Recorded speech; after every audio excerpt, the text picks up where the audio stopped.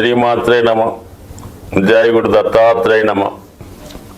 ఈ వీడియోలో మనం సింహరాశి వారికి డిసెంబర్ 2వ తారీఖు నుంచి 29వ తారీఖు మధ్యలో మారబోతున్నటువంటి శుక్రగ్రహ సంచార ఫలితం ఏ విధంగా ఉండబోతుంది అని పరిశీలించినప్పుడు సింహరాశి వారికి రవి అధిపతి.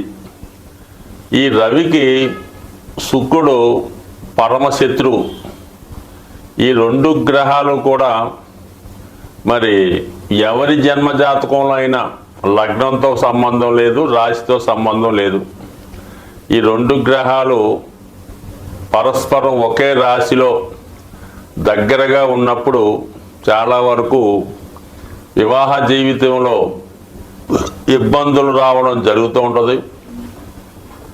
సంతానం కలగడంలో ఆలస్యం అవుతూ ఉంటుంది. వివాహం తర్వాత స్త్రీకి అయితే మరి అత్తవారి కుటుంబం వారితో శత్రుత్వం ఏర్పడుతూ ఉంటుంది. అదే మగవారికి అయితే భార్య అనారోగ్య కారణాల వల్ల కానీ అధిక డామినేషన్ వల్ల కానీ వివాహ జీవితానికి అంత సౌకర్యవంతంగా ఉండే అవకాశం లేదు. అయితే ఎప్పుడూ కూడా ఈ రవిగ్రహం, సింహరాశి అధిపతి రవిగ్రహం, మరి శుక్రగ్రహం కూడా ఈ తన యొక్క సంచారంలో సాధ్యమైనంత వరకు 45 డిగ్రీలు 50 డిగ్రీలు అటు ఇటుగానే వెళ్ళడం జరుగుతూ ఉంటుంది. ఈ డిస్టెన్స్ చాలా ఇంపార్టెంట్ అన్నమాట. ఈ శుక్ర రవుల మధ్య బాగా ఎక్కువైనా అసలు వివాహం జరగకపోవడం, సౌఖ్యం లేకపోవడం ఉంటుంది. బాగా దగ్గరైతే అది చాలా వరకు శుక్రుడు కంబస్ట్ అవ్వడం వల్ల వివాహం ఆలస్యం అవడం, స్త్రీలకు అనారోగ్యం కలగడం జరుగుతూ ఉంటుంది.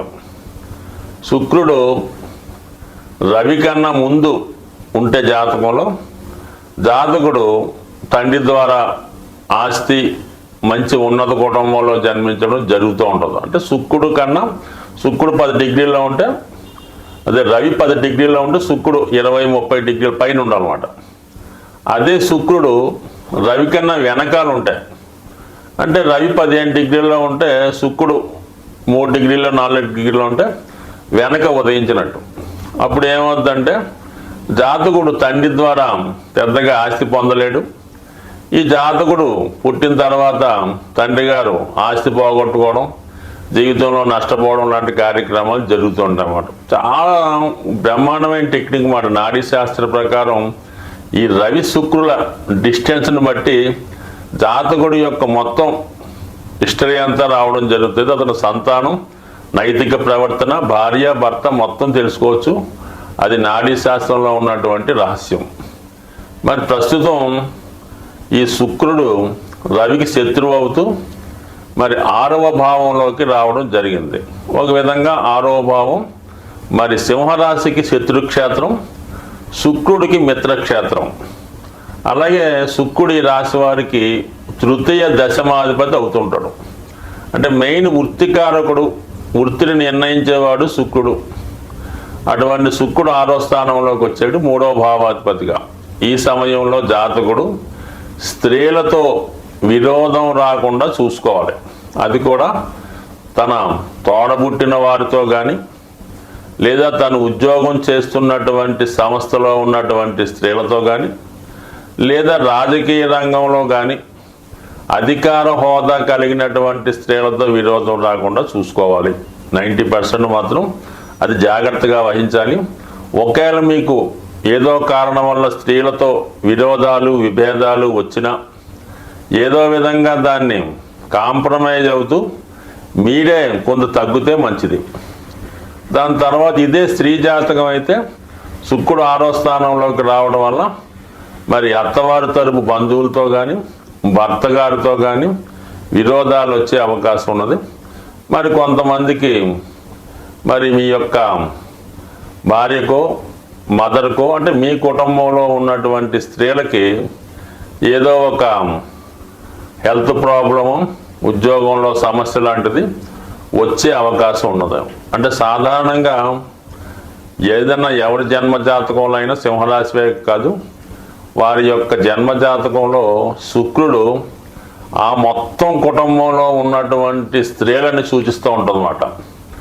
వారి జన్మజాతకంలో శుక్రుడు ఎఫ్లెక్ట్ అయి ఉండి పాపగ్రహాలతో కలిసి ఉంటే, లేదా ఆ శుక్రుడు సింహరాశిలో కానీ కర్కాటక రాశిలో ఉంటే ఎక్కువ, కర్కాటక రాశిలో ఉన్నప్పుడు సింహరాశిలో ఉన్నప్పుడు కొద్ది తక్కువగా, ఆ కుటుంబంలో ఏ స్త్రీ కూడా సుఖపడడం అన్నది జరగదు. అటు భార్య ఇబ్బందులు పడుతుంది, తల్లిగారు ఇబ్బంది పడతారు, తల్లి కోడల మధ్య ప్రాబ్లమ్స్ ఉంటాయి. అలాగే మీ యొక్క సంతానం, మీకు స్త్రీ సంతానం కలిగితే వాళ్ళకి విదేశ అవకాశాలు రావచ్చు, కానీ వ్యక్తిగతంగా పెద్దగా సుఖపడలేకపోతుంటారు. వాళ్ళ వివాహ జీవితం కూడా ఇబ్బంది కలుగుతూ ఉంటుంది. అందుకని ఏంటంటే శుక్రుడు జాతకంలో బలంగా ఉంటూ పాపగ్రహాలతో కలకుండా శుభగ్రహాలతో కలిసి ఉంటేనే జాతకుడు అటు ఆర్థిక విషయాల్లోనూ అలాగే స్త్రీల విషయంలోనూ శుభాన్ని లాభాన్ని పొందుతూ ఉంటాడు. మరి ప్రస్తుతం శుక్రుడు 6వ స్థాన స్థితి వల్ల జాతకుడు దగ్గర బంధువులతో విరోధం, ఉద్యోగంలో సమస్యలు, అలాగే ఆర్థిక పరమైన చికాకులు కలిగే అవకాశం ఉంది. ఈ రాబోయే 27 రోజుల్లో ఈ సింహరాశి వారు ఎట్టి పరిస్థితుల్లో కూడా స్త్రీల విషయంలోనూ ధన విషయంలోనూ చాలా జాగ్రత్తగా ఉండాలి. స్వస్తి. జీవితంలో ఒక జాతకుడు కానీ జాతకరాలు కానీ వారి యొక్క సౌందర్యం, ఆకర్షణ, అందం, ప్రేమ ఇవన్నీ జీవితంలో కలగాలన్నా, ఆఖరికి ఒక జాతకుడు శుభ్రమైనటువంటి వస్త్రాలు ధరించాలన్నా, ఒక మంచి భోజనం చెయ్యాలన్నా, అలాగే మంచి వాహనం కొనుక్కోవాలన్నా, ముఖ్యంగా వివాహ జీవితం ఎటువంటి ఇబ్బందులు లేకుండా సౌకర్యంగా ఉండాలన్నా శుక్రగ్రహ అనుగ్రహం తప్పనిసరి. అంటే శుక్రుడు కలల కారకుడు, అలాగే జాతకుడి యొక్క బలహీనతలకి పతనానికి కూడా కారణం అవుతూ ఉంటాడు. ముఖ్యంగా వ్యసనాలకి శుక్రగ్రహ కారణం అవుతూ ఉంటుంది. అంటే రాక్షస గురువు కాబట్టి శుక్రాచార్యుల వారు ఇటువంటి వాటికి ఎంకరేజ్ చేస్తుంటారు అన్నమాట శుక్రుడి రూపంలో. అంటే స్త్రీ వ్యామోహం, అలాగే తాగుడు లాంటివి, జోదం, దొంగతనాలు, హత్యలు, రేపులు, వీటికి కూడా ఈ శుక్రుడు వివిధ పాపగ్రహాలతో కలిసి ఉన్నప్పుడు, చంద్రుడు కూడా బలహీనమైనప్పుడు జరుగుతూ ఉంటాయి. అంటే శుక్రుడు సాక్షాత్తు లక్ష్మీ స్వరూపం లాంటిది అనుకుందాం. అంటే శుక్రుడి యొక్క అధిదేవత లక్ష్మీ అమ్మవారు. అంటే లక్ష్మీ అమ్మవారి యొక్క అనుగ్రహం కావాలంటే జాతకుడి యొక్క జన్మ జాతకంలో శుక్రుడు ఎటువంటి కళంకం లేకుండా ప్యూర్గా సింగిల్గా శుభగ్రహ స్థానంలో ఉంటే జాతకుడికి అదృష్టం వరించడం జరుగుతుంది. శుక్రుడు ఎటువంటి పాపగ్రహంతో కలిసినా ఆ గ్రహ కారకత్వాల ద్వారా జాతకుడు పతనం అవడం జరుగుతూ ఉంటుంది. శుక్రుడి యొక్క అనుగ్రహం కావాలంటే జాతకుడు లక్ష్మీ అనుగ్రహాన్ని పొందవలసి ఉంటుంది. అది పొందాలంటే జాతకుడు స్త్రీలతో గౌరవప్రదంగా వ్యవహరించాలి, భార్యని భార్యగా గౌరవించాలి, తల్లిని తల్లిగా గౌరవించాలి, ఇతర స్త్రీలను కూడా తల్లితో సమానంగా చూడాలి. అలాగే తన కుటుంబంలో ఉన్నటువంటి కోడలను కానీ, కుమార్తెను కానీ, మదర్ను కానీ, చెల్లెళ్ళను కానీ, అక్కలను కానీ దేవతా స్వరూపంగా కొలిచి దానికి అనుగుణంగా వాళ్ళకి వివిధ రూపాల్లో ఎటువంటి ఇబ్బంది రాకుండా, వాళ్ళకి బాధ కష్టం రాకుండా ఖచ్చితంగా వాళ్ళకి అన్ని సౌకర్యాలు కల్పించాలి. జాతకుడు కున్నా లేకపోయినా వాళ్ళకి బట్టలు, నగలు, సమయానికి వివాహం చేయడం, ఇవన్నీ కూడా సమకరించినప్పుడు జాతకుడిలో ఉన్నటువంటి శుక్రగ్రహం యాక్టివేట్ అయి జాతకుడికి శుభ ఫలితాలు రావడం జరుగుతూ ఉంటుంది.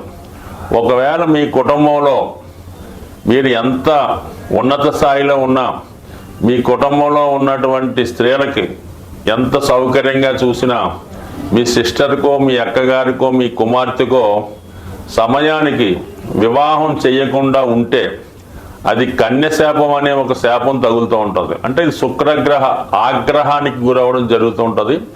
ఆ కారణం వల్ల ఏంటంటే కుటుంబంలో శుభకార్యాలు వాయిదా పడుతుంటాయి, ఆర్థిక పరమైన ఇబ్బందులు రావడం జరుగుతూ ఉంటుంది. సాధారణంగా చూడండి, ఎవరి కుటుంబంలో అయినా ఆ కుటుంబంలో స్త్రీలకి వివాహం ఆలస్యం అవుతుందంటే ఖచ్చితంగా ఆ కుటుంబంలో ఆర్థిక సమస్యలు ఉంటాయి, లేదంటే ఆ కుటుంబ యజమాని బాధ్యతారహితంగా వ్యసనపడి ఉండడం జరుగుతుంటుంది. ఇవన్నీ తొలగాలంటే శుక్రగ్రహ అనుగ్రహం నిమిత్తం ప్రతి శుక్రవారం, కొన్ని ప్రాంతాల్లో గురువారం, ఎప్పుడైనా పర్లేదు, ఆ రోజు లక్ష్మీ అమ్మవారి అనుగ్రహానికి అమ్మవారిని విధి విధానంగా పూజ చేస్తూ మరి ఖచ్చితంగా లక్ష్మీ స్తోత్రం, శ్రీ సూక్తం, కనకదారా స్తోత్రం లాంటివి చదువుతూ కంపల్సరిగా విష్ణు సహస్రనామాన్ని కూడా పారాయణ చేయాలి.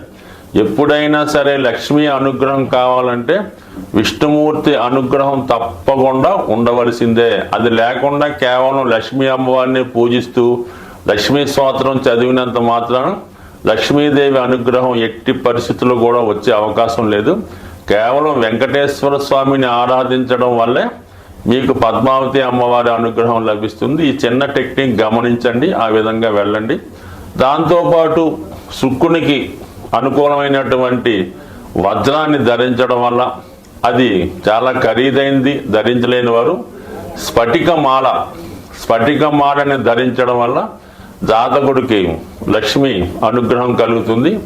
అతనిలో ఉన్నటువంటి బలహీనతలు తొలగి, అంటే ఏదైనా స్త్రీ వీక్నెస్, ఇంకో బలహీనత ఉంటే దాని నుంచి బయటపడే విధంగా ఈ స్ఫటికమాల అతనికి సహకారపడుతుంది.